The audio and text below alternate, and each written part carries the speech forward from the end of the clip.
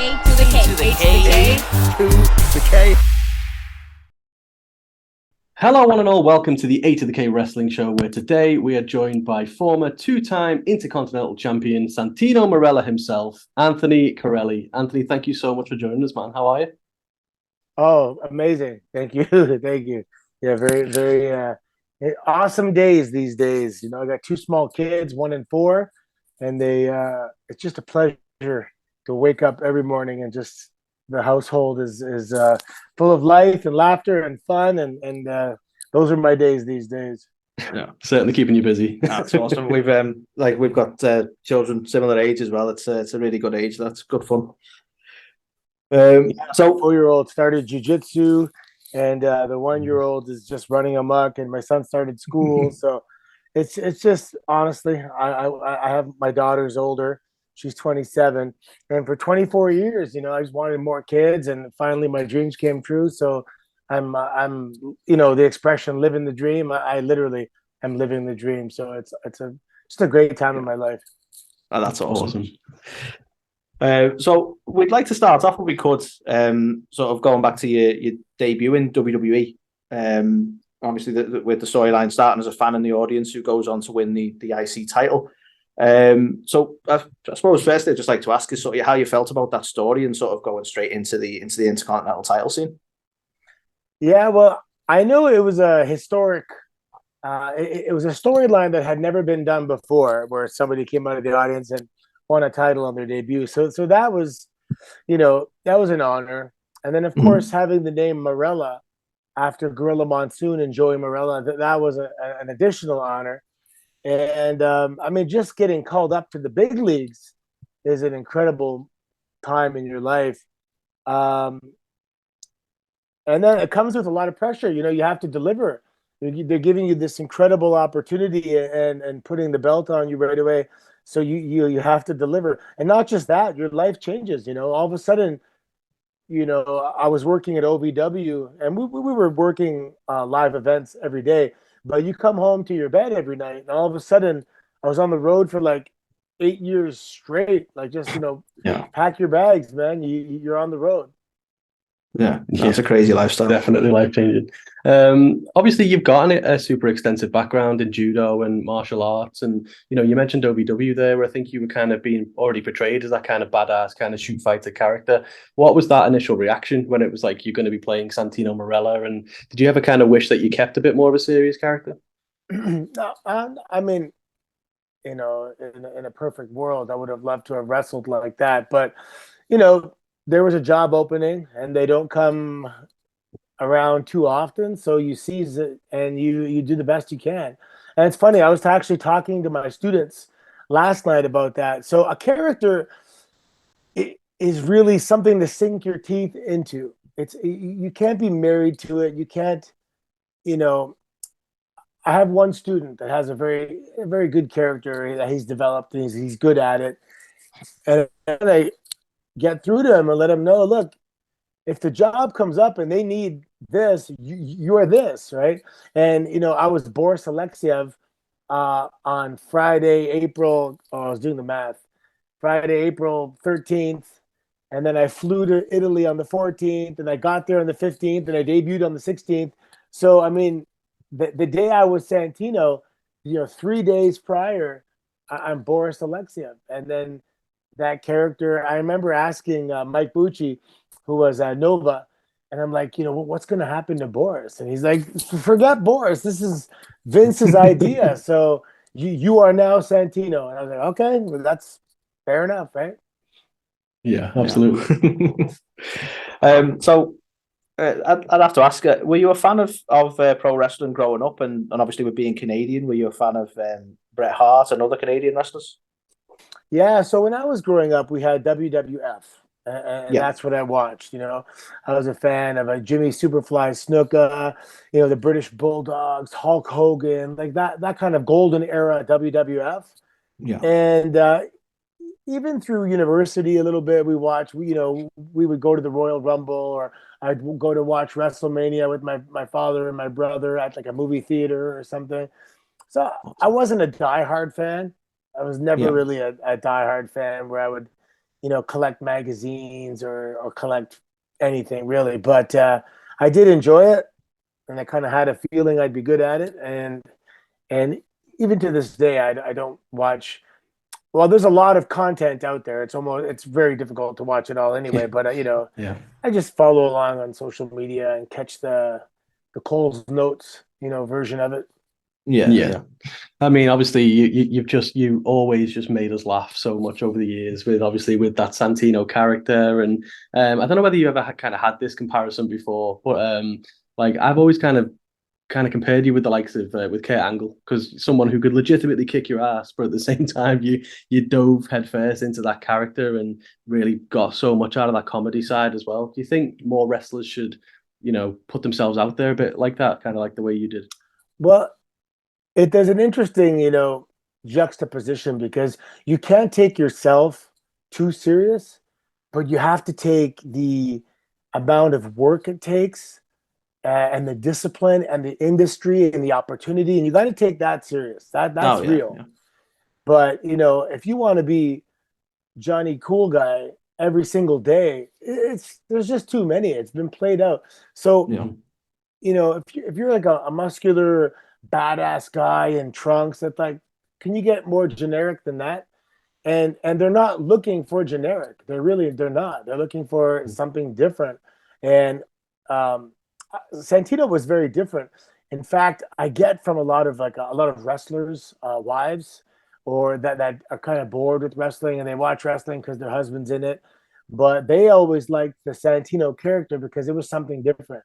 It was someone Yeah. who didn't take themselves too serious, and my job was to come out there and uh, be ridiculous and make you laugh and just kind of lighten the atmosphere before the next serious moment. The comic relief. So Yeah. it was Yeah. an honor and a pleasure. And I remember reading an article once that Lance Storm did, and he talked about you know the longevity, the potential longevity for a comedic character. And he may not be in the title run all the time, but he's gonna have a job. And I was there for 10 years, Oh yeah. and I was grateful every single day. Yeah, Yeah. absolutely. So when you talk about lightening the mood, one thing that we always loved was sort of seeing other wrestlers break with some of the stuff like with the John Cena stuff. So can I ask, like, did it become like a bit of a thing that you'd sort of try and get that wrestler to sort of break character a little bit? Yeah, Was that like yeah, always. And yeah. the first couple times it was kind of by accident, but then it became, there's nothing funnier than watching someone crack on TV do the comedy. And Vince kind of said to the locker room at the time, if you laugh, he's funny. Like, it's not the end of the world, right? And Yeah. but you have to laugh in a way, like, not like you're breaking character, but the character can laugh because Yeah. Yeah, he's of course, goofy, yeah. right? So there was always a way to protect it and kind of you know cover it up, so to speak. But I definitely made it a goal of mine to try and crack people. Yeah. And obviously like the Cobra as well. Did you expect that to get as over as it did, to the point you're kind of having a standoff in the ring with Mick Foley and Socko? Yeah, the Cobra was, somebody taught me this Cobra in a bar in Japan one time, and it wasn't a wrestling maneuver, it wasn't a martial arts maneuver. It was like a quirky little hand puppet thing.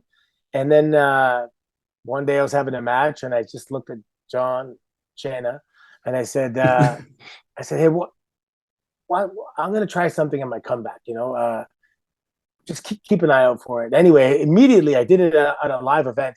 I think it was to Chavo or Carlito, and the audience immediately laughed. And as soon as I came back, he's like, I would stick with that if I was you. That was funny. And it very quickly took on a life of its own. And I remember I came to TV one day, and Ricky Steamboat was my producer, and I was going to wrestle Zack Ryder. And he's like, you're going over with the Cobra? And I'm like, Cobra? Because I only did it on live events. And he's like, yeah, Vince wants to see the Cobra. I'm like, Vince knows about the Cobra? And he goes, yeah, he reads all the reports. And so he wants to see it. So I was like, okay. And then, like, I swear, after like 3 weeks of doing it on TV, when I would gesture for it, the audience would like stand up and go crazy, and I remember being blown away, like they love this thing. It was a strange to me. It was almost I didn't expect it, and I was kind of Yeah. like, yeah, that okay, sure, if you love it, I'll do it. It's amazing. And then after, The- I guess we did it for about a year, and then we introduced the sleeve. yeah. Awesome. So you're also you're synonymous with the Royal Rumble, holding the record for the fastest elimination as well as making it to the final two. And then obviously in 2020, Santina made an appearance in the Women's Royal Rumble. Yes. So I just sort of wanted to ask about that record in terms of that appearance. That there seemed to be like because obviously Santina ultimately eliminated themselves, and was that sort of like a deliberate message behind sort of where the sort of women's wrestling scene is now, where the sort of the world is now, I suppose, with that sort of thing. If it wasn't a message for me. I thought they called me to do the Rumble, and I thought they were calling me for Santino, and then they said, yeah, you might do both. Originally, they were saying I do both, go out and both Rumbles, and then it became just Santina. So I was like, all right, whatever. It'd be fun to go see everybody and go backstage and do all that stuff. But yeah, I would have liked to come out as Santino. I think that would have been a little better. Yeah. So obviously we mentioned before, two-time Intercontinental champion, a former US champion as well. And man, Elimination Chamber 2012, he's so close to becoming that world champion. What did it feel like when the audience just got behind you the way they did and willing you on? Yeah, it's funny. One of the, I guess one of the things I'm most known for is coming a fraction of a second away from being the world champion, and I don't know anybody else that is known for almost, Yeah. And I was talking with Pete Dunne, and he said now they actually call it the Santino spot, where when you want to convince an audience that, okay, this is going to happen, the outcome, oh my God, this guy's going to win. And then you swerve the audience. It's called the Santino spot because it was just, everybody around the world that was watching that pay-per-view thought, oh shit, this guy's going to win it. And we got everybody, we got everybody. And man, even at the end when he had his finishing move on me and I was fighting out of it, I swear I still thought there was a chance, even though I knew the outcome. I thought maybe Vince is going to change his mind because people are behind it.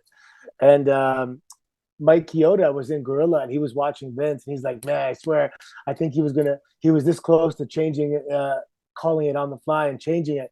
And it would have been crazy. Yeah. Yeah, I mean, yeah, I was one of them. I was watching it, obviously, at like stupid o'clock in the morning over here, and just being like, "Do it!" So, yeah, remember that fondly. That's so obviously 10 years kind ago of now. That's crazy. it is crazy, isn't it? It really is. Yeah, I was definitely one of them. But obviously, looking back at your time in the WWE, what would you say were we talked about that and like Rumble record and things. What are some of your kind of fondest memories? And was there anyone that you wish you would have got the chance to go up against that maybe you didn't get the opportunity to? My fondest memories actually are the European tours. We used to come over twice a year and go, and I love Europe, and I was a geography major, and going to all these incredible cities and country to country to country on the bus rides and just music and having a good time. Because back in North America, you have to drive your own rental car. So, everyone kind of has their own cars or, groups of two or three. But on these ones here, we're all together on the buses. And they were just like, they were our vacations because we didn't get vacations. And those tours were like, my fondest memories are the European tours. I would have liked to have wrestled, I think, Randy in some kind of Orton, because he's just he's one of my best friends there on the road for a long time, and I think we just could have had some fun. Yeah, could have definitely done something with the Cobra and the Viper. It's Yeah. isn't it? So obviously, ultimately, you made the decision to retire in I believe it was 2014. Correct me if I'm wrong. So can I just ask sort of what sort of led to the decision to retire, and was it a hard decision to reach? No, it was my neck surgery. So I had my first cervical fusion.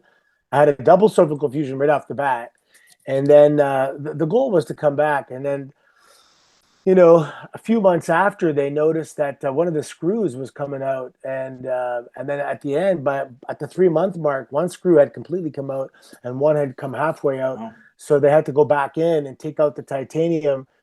And I think going back in the second time kind of messed things up. yeah, Cutting through the scar tissue. Um, I just never got well enough to a point where I could come back and wrestle on a full time basis. I could have a match here and there. yeah, yeah, Um, but to do it properly on a full time, and to be honest, I was kind of over it. I just Yeah. wanted to come home a little bit, and I opened up Battle Arts Academy in 2013, and I actually retired in 2016. So the last 2 years was me trying to get back in shape and get my not physically, like my neck and my back, to get yeah, back in shape to be able to come back and perform, but it just never happened. So yeah, it was all good. I had a very very full life before WWE, and I've had a very full life after WWE. And it was a great chapter, absolutely an incredible chapter. And up until the point that I retired, it was like it was a quarter of my life, right? yeah, Yeah. And it's funny. It's not even my most recent chapter. Like I have a whole Battle Arts 10 years next year, 2023. Battle Arts it's having a 10-year anniversary, and then the last 4 years I've had this new family, and that's like my most recent chapter. So wrestling's kind of a few chapters back now. Yeah, it's going, from all accounts, it's going from strength to strength as well. Battle Art, have you opened a second location in Ontario as Yeah, well? second location, and then we have a little strength and conditioning location up where I live. I moved up to the country a couple of years ago, and I've never lived in the country before. I was always a city boy, and it's incredible. I love it. Like I mean, every single season has something to offer. Right now it's going to snow, and I'm like, I can't wait because I want to go skiing, and I'll ski all awesome. winter, cross Yeah, country, downhill, snowboarding. In the summer, we live right by the beach. We go to the beach every day. We have chickens, and it's awesome, man. My yeah, son and I, we go riding the ATV through the woods, and honestly, it's incredible. That's so yeah. cool. That is We awesome. just get rain, don't we? Pretty much Yeah, rain all rain. the time. That's the Um, UK. so we talked before, obviously, like you kind of maybe would have been nice to have a more of a serious character at times and things like that. And we kind of got a little bit of an insight into that at Josh Barnett's Bloodsport. So obviously you took on Simon Grimm and you kind of came out as a slightly different character. How was that experience and wrestling Oh, or, I even love that. It's funny when he called me, I was like, I yeah, I didn't hesitate. I was like, absolutely, and it was awesome, man. I came out as Anthony Corelli. I got a please come back chant, and people were just in awe to see, because when I wrestled at Battle Arts, the original Battle Arts in Japan, that was what we did. That was our style. It was blood sport, catch wrestling, and that was kind of like a little bit of the character Boris. He brought that from Japan, so to be able to go back and revisit that, it was awesome, man. It was wicked. Um, yeah, man, I do another one, in the future. Yeah, awesome. We'd love to see definitely. Yeah, Well, it. and the Battle Arts Pro, like the brand that I run up here, it's kind of like a hybrid between Bloodsport and modern day pro wrestling. I really like the MMA shoot grappling fusion, if you will, and stiff strikes like a pancrase style. I wish wrestling was like that. Period. I think that's just it's my favorite style. Yeah, it's true that you for your students as well, you give them the opportunity to wrestle in front of fans as well, which is something that doesn't tend to happen in a lot of other schools. Does that still happen? You put on kind of shows in Yeah, battle yeah. So arts? when I built the facility, so I mean, throughout my travels, I always picked up little things that I liked and I found very valuable. And when I was at OVW and I was in the intermediate class with Rip Rogers, that was one of the things. We had our intermediate class show, and it was I got a lot of experience from that. experience of working in front of a live audience. So I took that and I implemented that, and some of the kids, if you're undersized or you just not grasping it, and you might not make it to the indies, and you may not make it, of course, past that. These shows are going to be some of your best memories, when you were able to perform in front of, and because it's family and friends, we sell tickets to our family and friends. We stack the deck, and the audience is going to be loud, and it's going to be hot, and they're going to cheer and boo, and it's a perfect recipe for some great memories. Yeah. It's a really cool way of setting their memories up. So we've recently seen your daughter Bianca begin her wrestling journey on NXT as Arianna Grace. How did you feel seeing her sort of follow in your footsteps? Well, it wasn't so many years ago. The reason kind of I became so. My daughter was identified from a young child as a superstar. It was just very obvious she was a superstar, and now as a young dad, that's a huge responsibility. Like, if she doesn't become a superstar, it's not her fault. It's my fault. I have to create an environment to nourish that. And I thought she needed to go to Hollywood. She's like, her on-screen presence, her personality it's incredible. I'm like, well, I don't know how to go to Hollywood because I'm not an actor, but I'm pretty good at this wrestling thing. So I sat her down when she was 8 years old. I said, listen, I'm going to go be a wrestler. And when I get there, I'm going to pull you in, and I'm going to pull you over, and you can come to Hollywood or do whatever. Because I go, Hollywood and wrestling seems to be, mixing. Yeah. And then when she finished university, I was like, do you want to do this? Because, I think you'd be good at it. And so the goal was for her to be in entertainment in some capacity. Yeah. And also, it changed, right? Like, so for example, when I started wrestling, I wouldn't want her to go in wrestling the way it was back then. But then with the evolution and revolution and the development of women's wrestling, I said, okay, this is something I feel comfortable putting her in. Yeah. And so we just focused and worked on that. And she's doing great. When she comes back, she's going to be, if everything goes according to plan, which it is so far, an absolute top player in the business. Like a Charlotte Flair type thing, She's definitely looks like that's going to be the kind of trajectory for her. Obviously, we saw that she suffered an injury. How's the rehab going after the surgery? It's going. Everyone seems to be impressed with her ability to heal, and she's keeping positive, and she's on track. It was a setback, but everything happens for a reason. I think with this big wave of everybody that just got brought back now that Triple H is back, there was going to be nothing anyway for the time being, because he had to kind of go back and continue where he left off. So by the time she comes back and she's ready to go, I think this wave of new talent or old talent that's now new talent again, once the dust settles there, I think it'd be a good time. The timing's going to line up properly, and I think it'll be her time to shine. Awesome. Yeah, awesome. So have you been able to spend much time back in WWE, and what do you think of the sort of the recent changes with obviously Shawn now running NXT and Hunter running the sort of the main roster? Yeah, no, I think the product's wicked, and the superstars they got right now are awesome. Everyone's doing a great job. It's crazy because we have a lot of guys that are approaching like 15 years past, like Miz and Ziggler and guys like Kofi, even Seth and Joe Roman. They've been there for so long. Guys like Sheamus, they've been there for so long. So I think it's a testament to the work environment. The fact that they want to stay there that long and they're still interested and still excited to be there. It's wicked. And NXT is awesome. I go coach, a couple times a year. I go down to Orlando and just keep my finger on the pulse, so to speak, of what's happening. And now that my daughter's there, I'll try and go a little more, and maybe in the new year.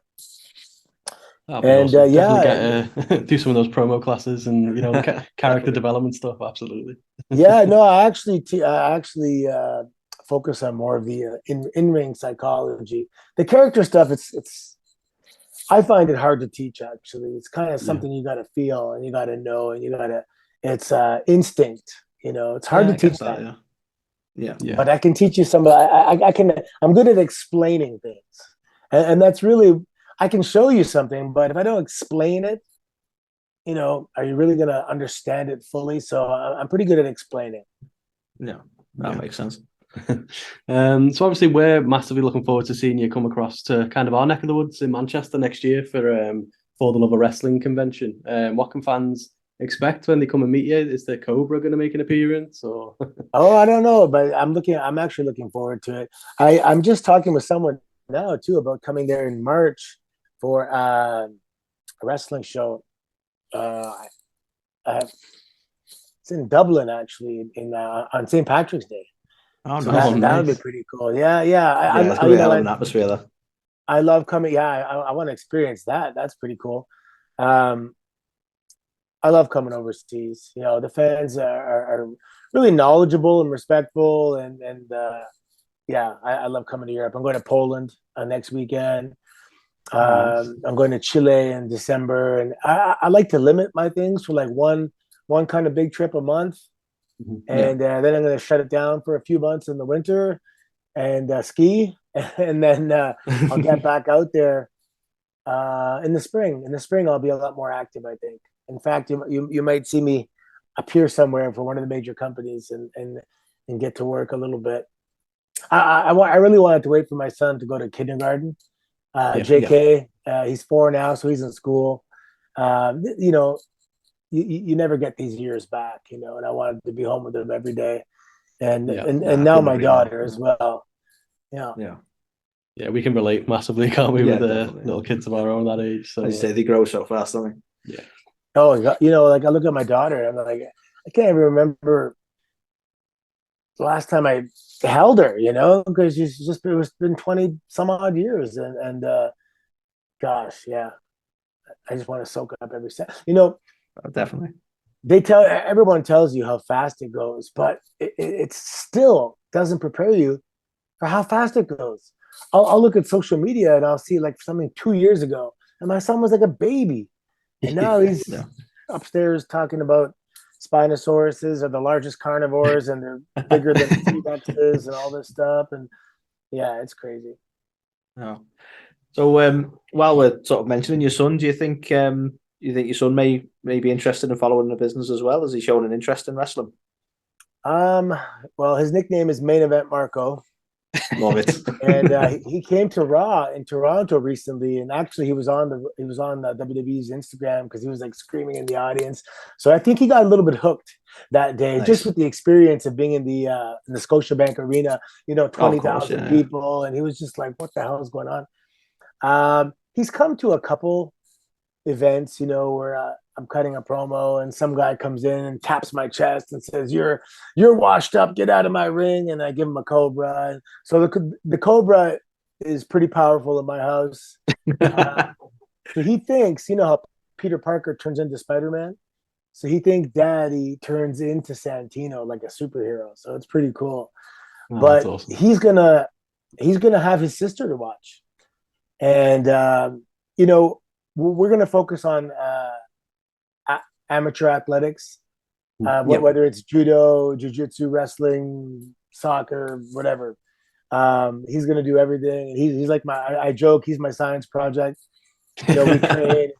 I post videos of him working out in the gym, and he's pushing sleds, and he's, doing slam balls and plyometrics. He loves training, and, I brainwashed him from a child that we are a family of elite athletes, and he has the spirit of a warrior and all this stuff. So, I'm just going to train them for whatever Olympic sports they want to do. And that's awesome. Like you say, it just gives them so many options, doesn't it? Yeah. And then after that, wrestling's always there waiting for him, especially, now that his sister's going to be a role model for him to look up to and hopefully keep that desire, that fire alive. Absolutely. Well, honestly, we know how busy you are, and obviously you've got a snowstorm to prepare for. So Yeah. before we let before we let you go, if you could just obviously let our audience know a little bit around how they can keep up to date with Battle Arts and you and everything you've got going on as well. Yeah, these days I post on Instagram a little bit these days. It's the Milan Miracle. I went off Twitter about, I don't know, 4 or 5 months ago. I just found it to be a disgustingly toxic environment, and I'm like, yeah, Yeah. no, Yep. and then sometimes, habitually, right? You just look at your phone and you start scrolling. It's the same garbage every day, and it's because you're choosing the things that you see. So I just trying to get off my phone as much as possible these days and just Yeah. disconnect and live my life through my own eyes and not through my phone. But Battle Arts Academy it's a really cool facility. If you're a young aspiring combat sports athlete, and the way I trained in Japan, the pro wrestlers and the MMA fighters they trained together, and then the pro wrestlers would go do an MMA fight, and then the MMA fighters would go do a pro wrestling match, and that was I fell in love with that concept. So I brought that to Battle Arts Academy, and I think it's Battle Arts Battle Arts Academy BAA. Look it up, Battle Arts Academy. And yeah, we got a lot going on. We have a huge amateur wrestling program, a huge jiu-jitsu program. I stopped coaching judo just before COVID. And actually, there's a British fighter, Neil Adams. He's the voice of judo. He's a former 2-time world champion. He's retired now, but he's like, a mentor and someone I look up to in judo. He's an animal. He's a gentleman, and you wouldn't know it because he's a little older now. But he'll rip your arms off and beat you with them. He's incredible. And his brother actually was a wrestler, gentleman. Oh my God, Adams. Oh gosh, I'm having a memory thing here. Is that ringing a bell? Gentleman something Adams. He trained Stone Cold Steve Austin. No. You got a better wrestling history. It's Neil Adams' brother. Yeah. He's also a British wrestler. He was a former national champion in judo as well. I gotta look it up, man. You have your phone there? Yeah. Put in Gentleman something Adams, and you'll see the. Is it Chris Adams? No, Gentleman Chris Adams. The name John's coming to mind, but maybe just because it flows. Chris Adams. No, you're right. Yeah. Chris Adams. Chris Adams. Yeah. So he was also a national champion in England for judo, and I believe he ended up moving to the States. He trained Stone Cold Steve Austin. So the Adams family is they're real. The Adams family. It sounds funny, but they're like world class grapplers, and Neil Adams is incredible. If you look him up after, he's the man. Oh, yeah. He has Neil Adams fighting systems, and so anyway, yeah. If you're someone out there that wants to get into pro wrestling one day, take judo, take jiu-jitsu, take wrestling. You're going to be so well prepared when the transition time comes. You'll know how to fall safely and defend yourself and. There's guys that watch wrestling and they watch, Spike Dudley and James Ellsworth and they think, okay, if those guys can do it, I can do it. And those guys did do it, but those guys are anomalies, right? And you want to give yourself the best chance possible. So you got to become a bodybuilder. You got to become a high level athlete, a grappler, an actor. There's so many different pieces to the pie that you have to work on to make yourself a well-rounded prospect. And so Battle Arts is like the dream facility that I would have loved to have walked into when I was a kid. And you got Muay Thai over here, boxing, and Olympic weightlifting, and all these programs. And then when you're older, there's pro wrestling waiting for you. So, we do a lot of stuff, and it's a real big family, and we all support each other. Like the jiu-jitsu kids watch the pro wrestling, and some of the pro wrestling guys, they'll go watch the kids in tournaments and stuff. So it's a really cool family atmosphere. And I was going to walk away from it in 2020. I just got, with COVID, and I had a couple of bad coaches kind of turn me off. And then my business partners, which I now have business partners as of 2020, Dave and Adam, and because of them, they kept it alive, and we're actually able to do more because nobody's going to care about your business the way you are. And but True. now they do because it's our business. And Yeah. so we have our second location, and a lot of big things coming up with Battle Arts, and it's gonna survive, and it's gonna continue to provide you know, it's important. And I very quickly learned that it wasn't about me and it wasn't about my business. It's about what it provides the young athletes, because these are some of the most incredible. When I look back at my judo career from 9 to 19 years old at my home club, those are huge formative years, and I'll never ever forget the friends I made there and what it did for me as a young man. I became strong and confident, and I was a national champion, and first you become a provincial champion, and I was different from every other kid because I was just so strong because of grappling sports, and they really make you stronger because of the resistance aspect. Yeah, so you guys got small kids, you got to put them in judo now. Yeah, my son does taekwondo at the moment. Put them in he's judo. yeah. Judo guys are real taekwondo guys. They're all good. They're all good, but grappling, the difference is grappling. Because when you think about it, to do something in the air, there's no resistance, right? But to have someone grab you and do this, that resistance is what makes you strong. And strength is completely transferable to anything else you ever want to do. And that's why, like, no one messes with wrestlers, man. They got big necks and they're jacked up. And it's all from that resistance. Yeah. That's awesome. It sounds. How's your son? He's 4. Yeah. Okay. It's not too late. It's not too late. Yeah. Transfer him to judo. First thing tomorrow, he's going to judo. He takes the pens. I'm signing him up right now. Yeah, I know. I mean, Ontario is quite far to travel, but we'll make it work. Vacation. Yeah. But no, it sounds. Hopefully you guys will come up and say hi when I'm there at the convention and stuff. Yeah, that's the plan. Yeah, we're hopefully going to see you there. Okay, wicked. Maybe we can even go out that night and have a pint. That sounds awesome. Pint on us. Definitely. Yeah. Honestly, thank you so much. We know how busy you are, and to take the time, we genuinely appreciate it. Thank you so much. Thank you. My pleasure. I'll see you guys in next year. Awesome. See you next year. Take care. All the best. Okay, take care, boys.